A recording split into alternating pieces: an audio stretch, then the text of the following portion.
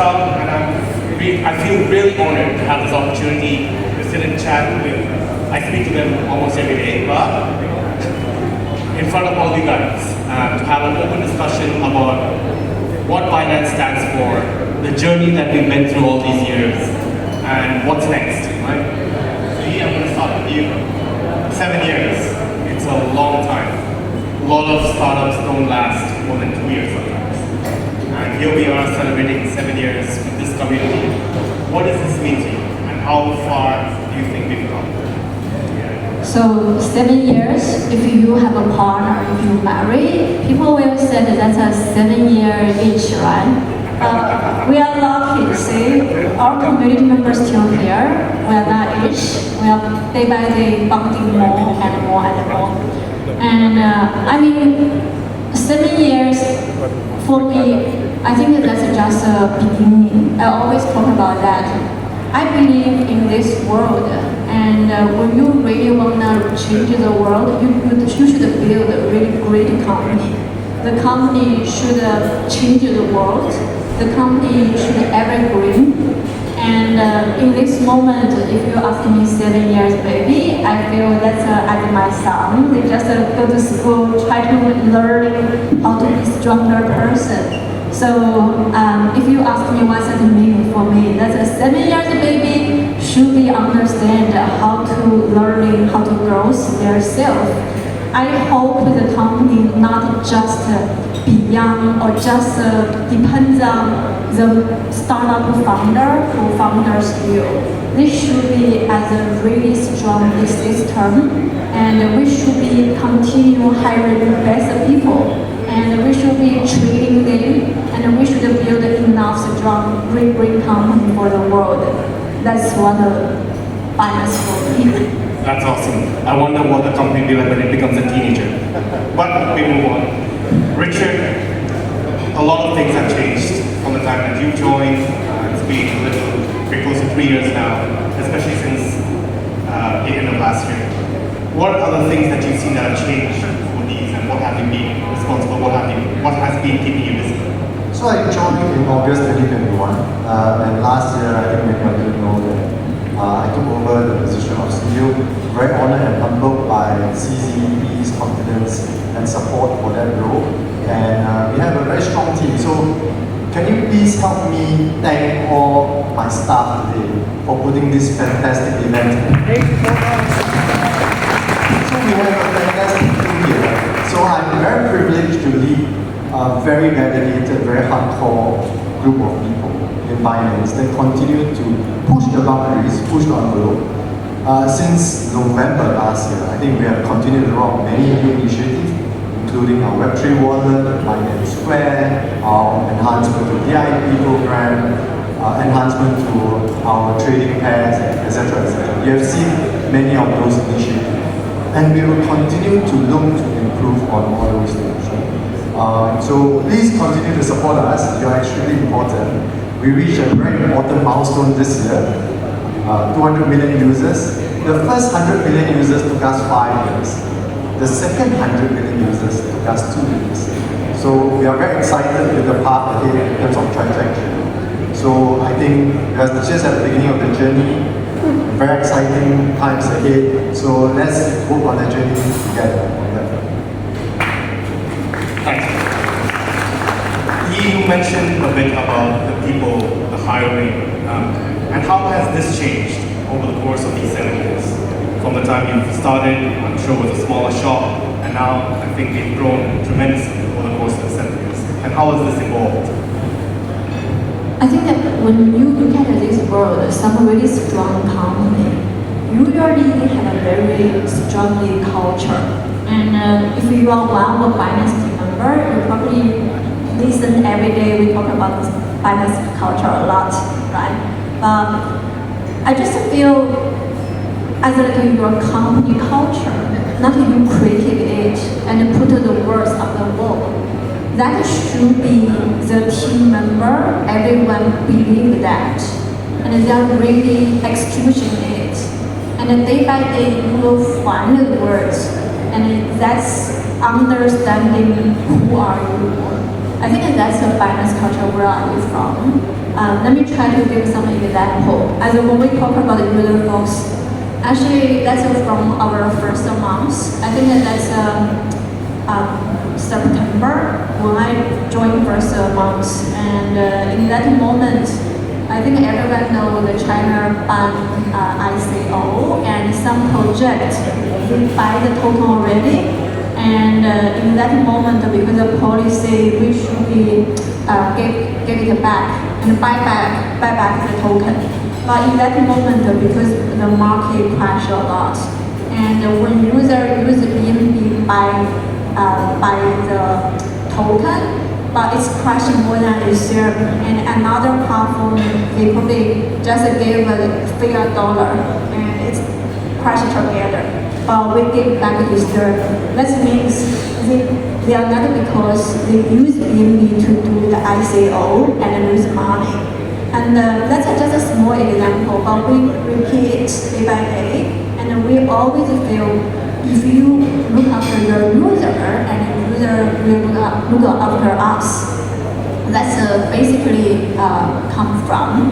And when we talk about it as like a hardcore, I think if we have OG user, maybe you can recall we got hacked one time. We have more than 24-hour not operation. That's in that moment we are a small startup. First of all, everyone taking the responsibility, see they tweet online every hour, and our tech guy, they don't sleep within 2 days, and they rebuild the system again. And our community member, they 24 hours stand by, talk with community. I mean, we from the every day what did we achieve, understanding who are Binance, what's the Binance culture. Even when we talk about humble, that's because we see the market change very fast. And we see have a lot of new startup, they are struggling innovation. Usually keep humble, keep learning, and respect the market, respect the user, respect your competitor, and that will keep you continue growth, continue to be stronger Binance. So I always believe the good culture and will keep you hiring right people. And when you hire right people, you will build a much stronger ecosystem. That's Binance culture where are from. That's because day by day what do we do, and we find the major words talk about who is Binance. That's Binance culture. Absolutely, completely agree on that one. Richard, when you talk about mainstream crypto adoption, with the state of regulations that are coming, with the more traditional financial players coming into the game, ETFs, how do you see this development going forward? Before I go there, I just want to comment on what's easy. I think many of you started trading on Binance since 2017. You will see many of the interesting episodes, but it's never enough unless you hear firsthand from E and CC. Every one of those challenges is much more exciting than the talk shows that you see on any platforms today. You can make into every year, can make into one season of a talk show.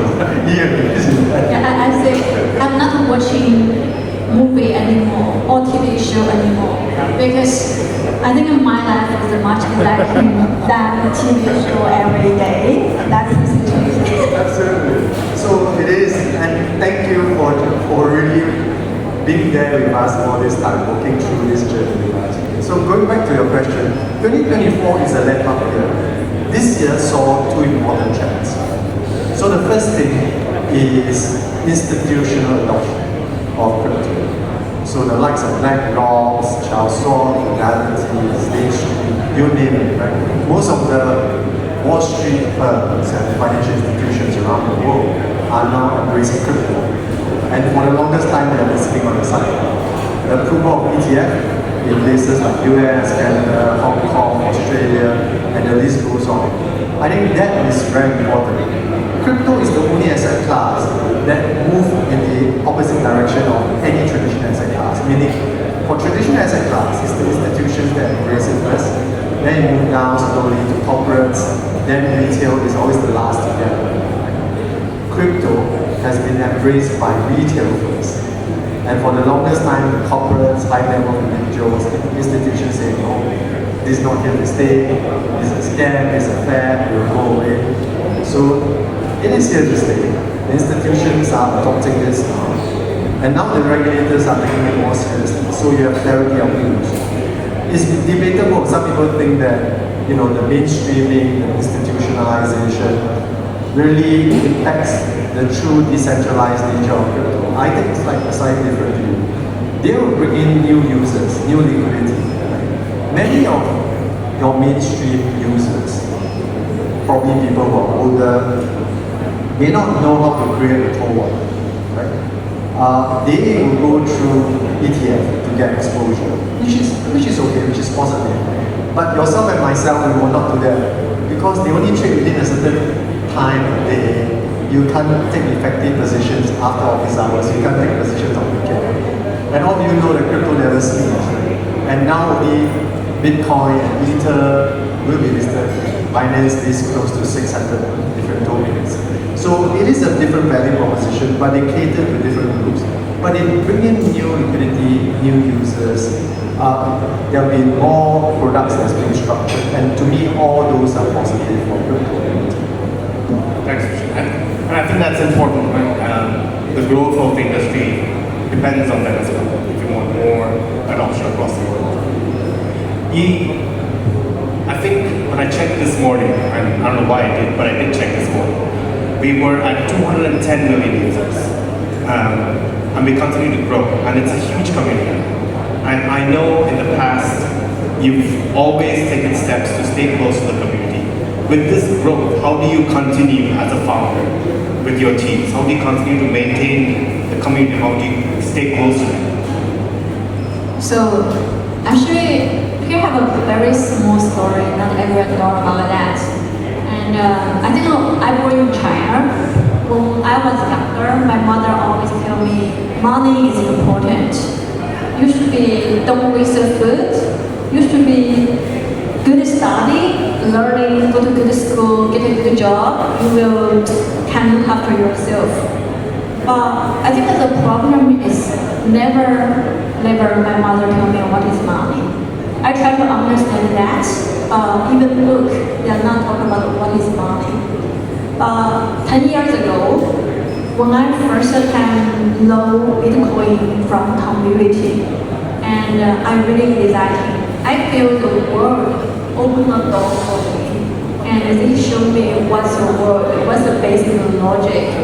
From that day, I gave up my job from a TV show hoster into crypto community to be a startup entrepreneur. Even the company is really small. Even years ago, the community is really small.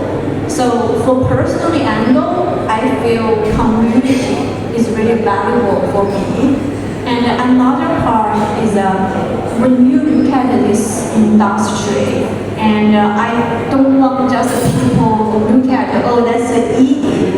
Because the company can continue care about the user feedback, care about community. I hope everyone, as a Vishal, as a Richard, as even just one for aging, even our angel, everyone really care about user, how to think, and what are they really want. That's really important for us. Because another part is for the business angle. You should really create something user needed. And you can image the company is really strong, have a big market share. But when the user want iPhone, but they continue build a product as a Nokia. So you close with your user, understanding what are they want, still can help you continue growth. So that's including as a one part is a social responsibility, my personal angle. But another part that will still help company continue growth. That's a reason. It makes sense because in this heat, if we have so many people bearing the heat and coming and attending this, I think you guys deserve a round of applause as well.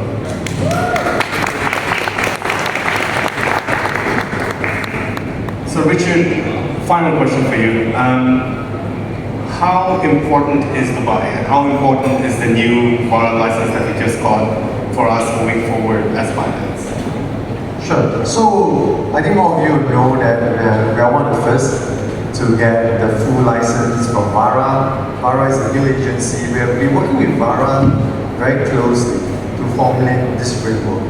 And VARA is unique in the sense it's the only crypto dedicated regulator on a global basis. So they know crypto much better than most other regulators, right?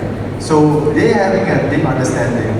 And I can share with you in confidence that VARA tells us very candidly that we have one of the best framework, one of the best systems, one of the best processes, and they work with many firms, right? So they are very comfortable.